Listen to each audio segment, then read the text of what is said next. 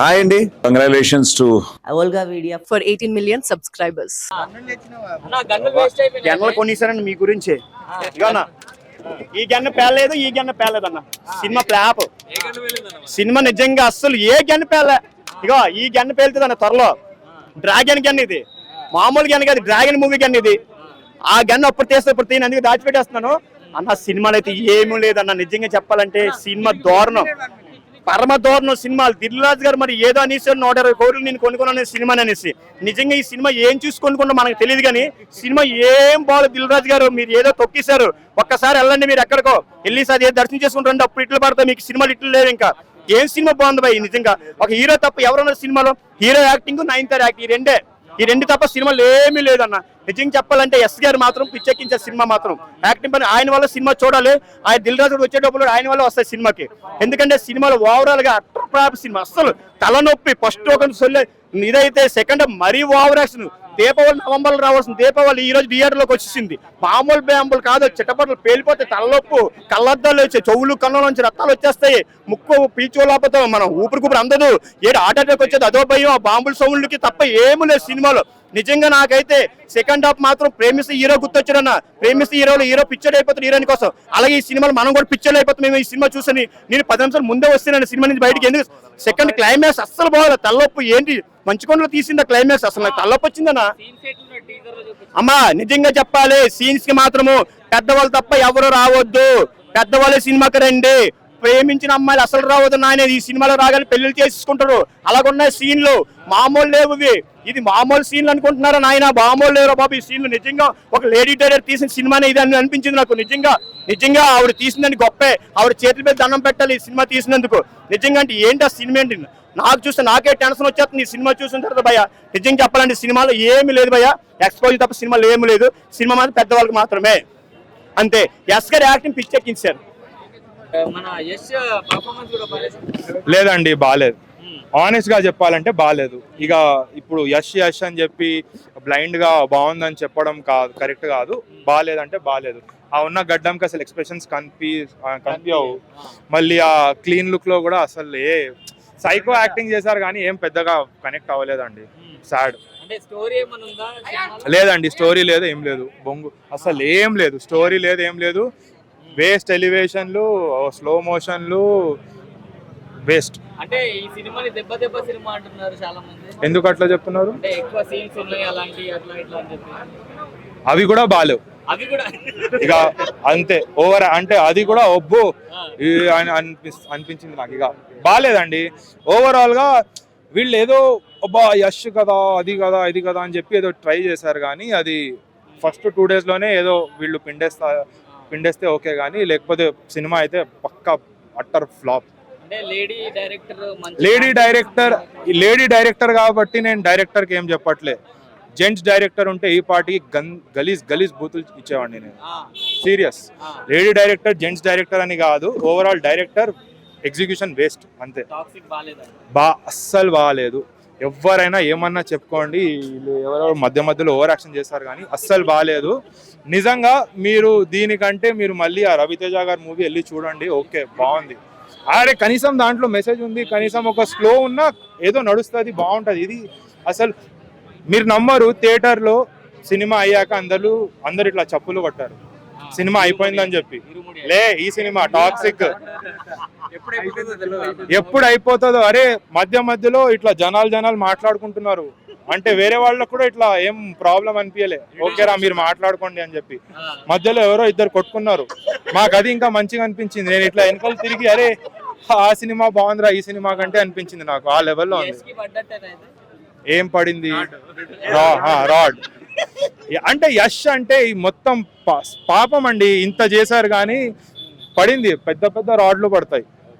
అది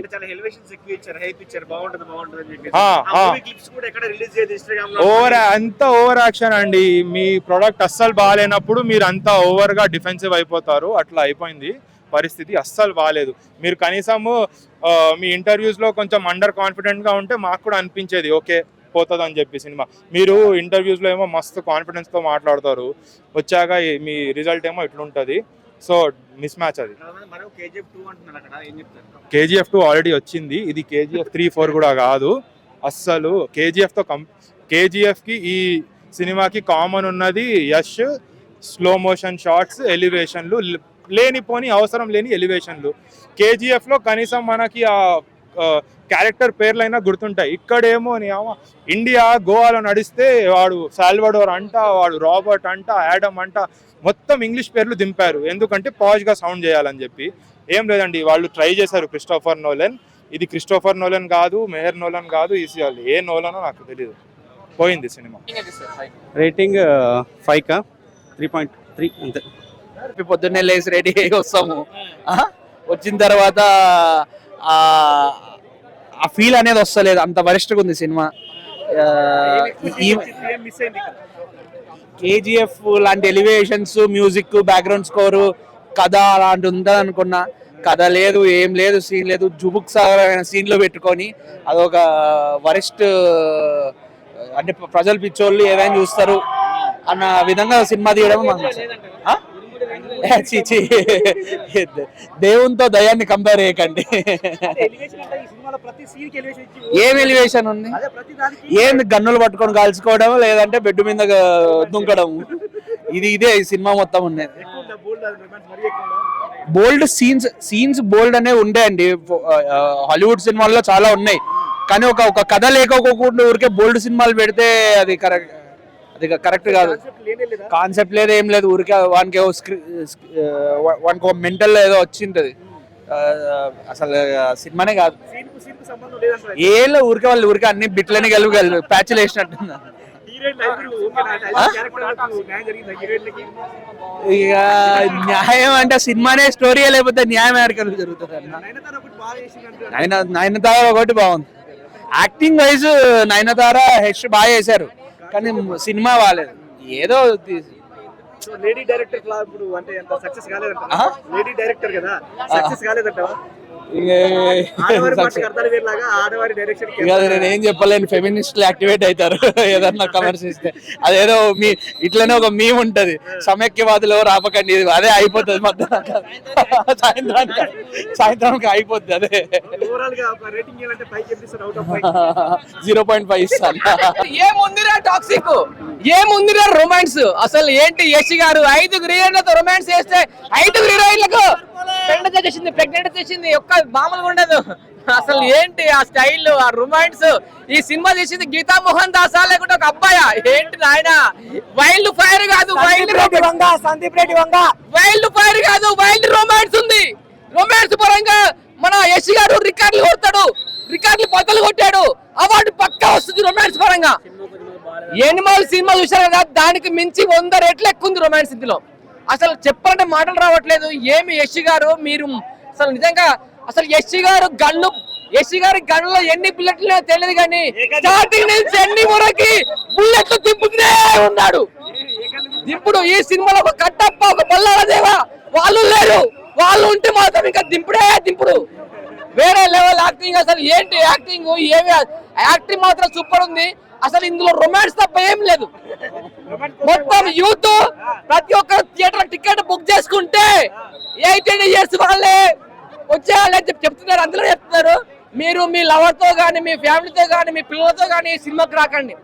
minimum 18 years above ఉన్న వాళ్ళ సినిమా చూడండి. మీరు క్రోమ్ లో చూసే కంటే ఇళ్ళకే పంచవచ్చు. బాగుంది, చాలా బాగుంది. బాగుంది బ్రో, యశ్ యాక్టింగ్ చాలా బాగుంది. స్క్రీన్ ముంగడు ఉన్నప్పుడు నాకు అర్థం కాలేదు సరిగా. సినిమా అయితే బాగుంది, అంతా బాగానే ఉంది, కానీ స్టోరీ లేదు మూవీలో. Over graphics. ఫస్ట్ హాఫ్ అయితే రాడు, సెకండ్ హాఫ్ కూడా అంత ఏం లేదు. క్లైమాక్స్ కూడా ఫైట్ సీన్స్ అంతా యావరేజ్ అండి. అంతా ఏమంటారు, ఓవర్ విఎఫ్ఎక్స్ లోడెడ్ చేశారు, ఓవర్ కిల్లింగ్. బాలే మూవీ ఓవర్ గా. ఏం స్టోరీ లేదండి, బాలే మూవీ అయితే ఓవర్ గా. హీరోయిన్లు ఉన్నారు, ఏం పెద్ద వాడలే, క్యారెక్టర్ ని యూజ్ చేయలే ఫుల్. అదే ఇంకా ఏం సినిమా ఇది ఉంది, బోల్డ్. మరి ఫాదర్ సన్ లో ఎవరు క్యారెక్టర్ బాగా నచ్చింది, ఎవరు వైలెన్స్ కొడుకు అసలు ఏంది, కొడుకు క్యారెక్టర్ లేదు, అలా క్లైమాక్స్ వస్తాడు అంతే తప్పితే పెద్ద లేదు, క్యారెక్టర్ లేదు. బాలే.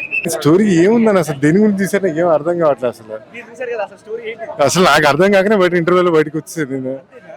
Rod cinema rod